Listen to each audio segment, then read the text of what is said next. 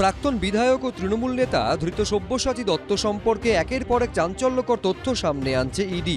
Press বিবৃতিতে তাদের তরফে দাবি করা হয়েছে, তোলাবাজি মামলায় তৃণমূল নেতা সব্যসাচী দত্ত ও তার সহযোগীদের 150টি ব্যাংক অ্যাকাউন্ট ফ্রিজ করা হয়েছে। পাশাপাশি এও দাবি করা হয়েছে যে একাধিক ভুয়ো সংস্থার নেটওয়ার্কের মাধ্যমে সব্যসাচী দত্ত ও তার সহযোগীরা ঘুরপথে বিভিন্ন সম্পত্তিতে টাকা বিনিয়োগ করেছেন। আমি তো ইডির অফিসারদের বলবো আরও ভালো করে তদন্ত করুন। আরও কত জায়গাতে যে এর ব্যাংক অ্যাকাউন্ট পাবেন, নিজের নামে, পরিবারের নামে, আত্মীয় স্বজনের নামে, পাড়া প্রতিবেশী বা তৎকালীন তৃণমূল কংগ্রেসের তার যারা সঙ্গী সাথী তাদের নামে, এবং নিউটাউন, রাজারহাট, দত্তাবাদ এ সমস্ত এলাকার বেশ কিছু ক্রিমিনালের নামে আরও ব্যাপক তদন্ত হওয়া দরকার। 15 কোটি টাকাটা কোনো টাকাই না, অন্তত 150 কোটি টাকা পাওয়া উচিত অন্তত। কাজে এখনও ইডির ইনভেস্টিগেশন ইনকমপ্লিট আছে। রাজ্যে পালাবদলের পরই তোলাবাজির অভিযোগে সব্যসাচী দত্তকে গ্রেফতার করে পুলিশ। 31শে জুলাই সব্যসাচী দত্ত ও অন্যান্যদের বিরুদ্ধে তোলাবাজির অভিযোগ সংক্রান্ত মামলায় কলকাতা ও সংলগ্ন এলাকায় মোট 15টি জায়গায় একসঙ্গে তল্লাশি অভিযান চালায় ইডি। তল্লাশি অভিযান চলে গুরগাঁওয়ের একটি জায়গাতেও। ইডির তরফে দাবি করা হয়েছে, তল্লাশি অভিযানের সময় সব্যসাচী দত্ত ও তার সহযোগীদের সঙ্গে সম্পর্কিত প্রায় 150টি ব্যাংক ও ডিম্যাট অ্যাকাউন্ট ফ্রিজ করা হয়েছে। ওই অ্যাকাউন্টগুলিতে 9 আগস্ট পর্যন্ত 13 কোটি 9 লক্ষ টাকা ছিল বলে ইডি প্রেস বিবৃতিতে জানিয়েছে। এছাড়াও তল্লাশিতে 40,50,000 টাকা নগদ, বিদেশি মুদ্রা বাজেয়াপ্ত করা হয়েছে। পাশাপাশি ইডির তরফে আরও দাবি করা হয়েছে, Precision Buildcom Private Limited, Softline Media Network Private Limited এবং অ্যাভাম রিয়েলটি প্রাইভেট লিমিটেড সহ একাধিক শেল সংস্থার নেটওয়ার্কের মাধ্যমে সব্যসাচী দত্ত ও তার সহযোগীরা ঘুরপথে বিভিন্ন সম্পত্তিতে টাকা বিনিয়োগ করেছিলেন।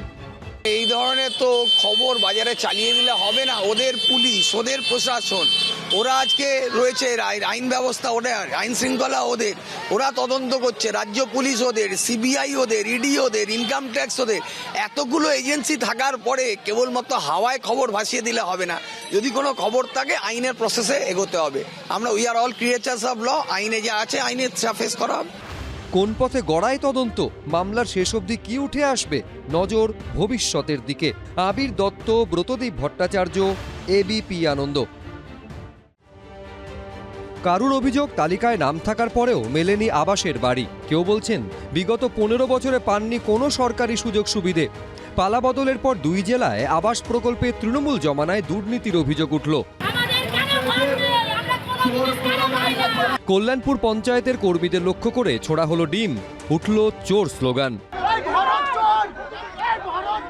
আমাদের ওখানে একটাও আমরা ঘর কোনো সুযোগ সুবিধা আমরা 15 বছর আগে থেকেও পাইনি, আর এই 15 বছরও পাই না। আমরা কোনো কিছু পাইনি, কোনো কিছু পাচ্ছি না। কেন নেই আমাদের ঘরের নাম? তালিকায় নাম থাকার পরেও আসল উপভোক্তাদের বঞ্চিত করার অভিযোগে সরব হয়েছেন পূর্ব বর্ধমানের বুদবুদের বাসিন্দাদের একাংশ। তাদের অভিযোগ, দুর্নীতি করে অযোগ্যদের সরকারি প্রকল্পের বাড়ি পাইয়ে দেওয়া হয়েছে। আর এই নিয়েই সোমবার তৃণমূল পরিচালিত দেবশালা গ্রাম পঞ্চায়েতে গিয়ে বিক্ষোভ দেখালেন তারা।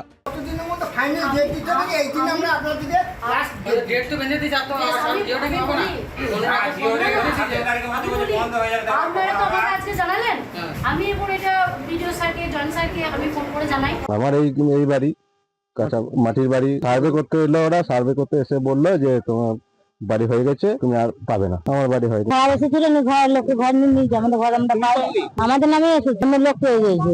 বিক্ষোভ রাজনৈতিক তরজা হলো। এবার যোগ্যদের মাথার উপরে আশ্রয় কবে হয় সেটাই দেখার। মনোজ বন্দ্যোপাধ্যায়, রঞ্জিত হালদার, এবিপি আনন্দ। এবিপি আনন্দ, এগিয়ে থাকে, এগিয়ে রাখে।